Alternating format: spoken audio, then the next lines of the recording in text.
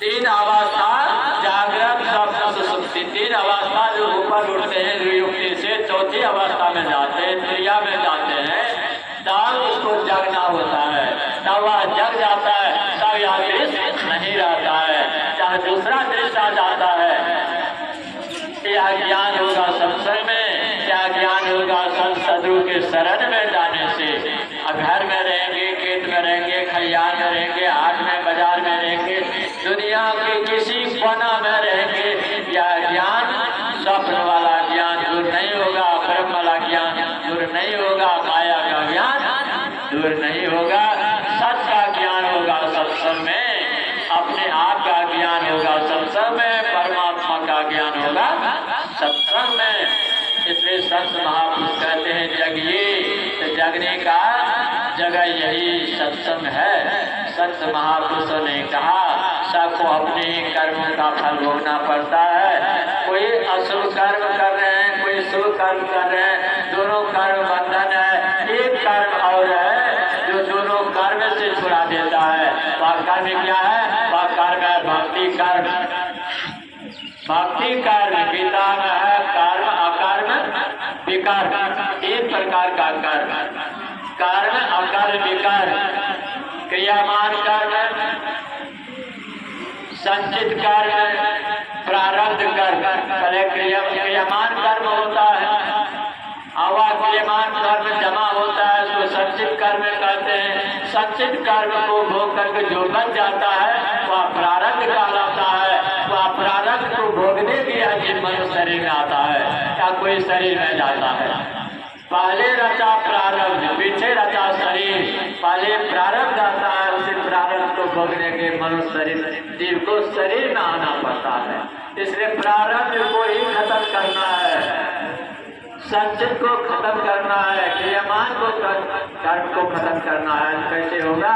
यही ज्ञान की युक्ति से, ईश्वर भक्ति से होगा।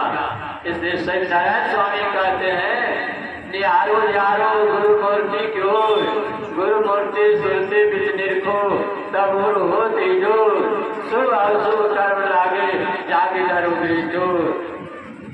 शिव नारायण स्वामी का विचार है, हे लोगो, हे प्यारो, हे दोस्तों सुनो, देखो किसको देखो? संसार को नहीं, देखो गुरु को देखो। कहाँ देखो? तो सूरत के बीच में देखो। निहारो यारो, यारो निहारो, देखो किसको? निहारो यारो गुरु मूर्ति को, गुरु की मूर्ति को देखो। कहाँ देखो? तो सुरती के बीच में, सूरत के बीच में देखो। क्या होगा? तब गुरु हो तेजो, अंदर बिजोर हो जाएगा, प्रकाश हो जाएगा। तब शुभ और अशुभ कर्म लागे जागी डरोगे जो, तब कर्म मंडल जल जाएगा। प्रकाश मंडल में जैसे साधक जाता है तो प्रकाश से, उस अग्नि से कर्म बंधन जल करके समाप्त होता है। तब वह कर्म फल रूपी रस्सी बांधने के काम में नहीं आता। लगता है रस्सी है, जैसे जूना है, जूना को या रस्सी को जला दीजिएगा तो जली हुई रस्सी को देखेंगे, लगेगा बिल्कुल रस्सी है, लेकिन उस रस्सी से बांधने का काम नहीं होगा। इसलिए शरीर में रहेंगे, लेकिन कर्म मंडल को जान करके जला देंगे तो कर्म मंडल से बाहर हो जाएंगे। ऐसे जो होते हैं वो संत हो जाते हैं, तो संसार में नहीं रहते, असंसार में चले जाते हैं, कर्मंडल से बाहर हो जाते हैं, अपने मौज में रहते हैं, अपना सत्ता अलग रखते हैं। वही परमात्मा को जानते, जो परमात्मा को जानते परमात्मा ही हो जाते हैं। जानत तुम्हें हो जाए, लेकिन यह कर्म करने के लिए शरीर है। बात कहते जाओ जिस घट सच्चाओ, अपने को बात पाप से हरदम को बचाओ।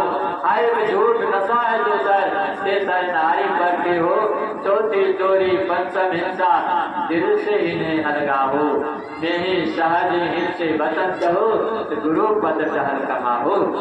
ये पंच बात से हम बचेंगे और संभव है।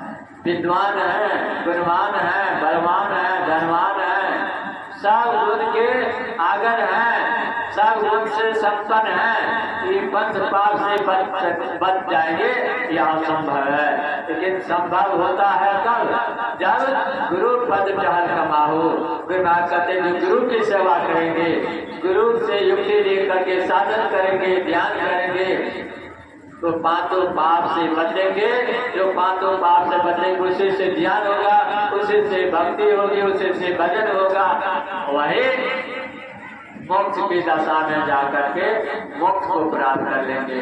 सदा भी आवागमन से छुट्टी प्राप्त कर लेंगे, जब होगा सत्संग और ध्यान से।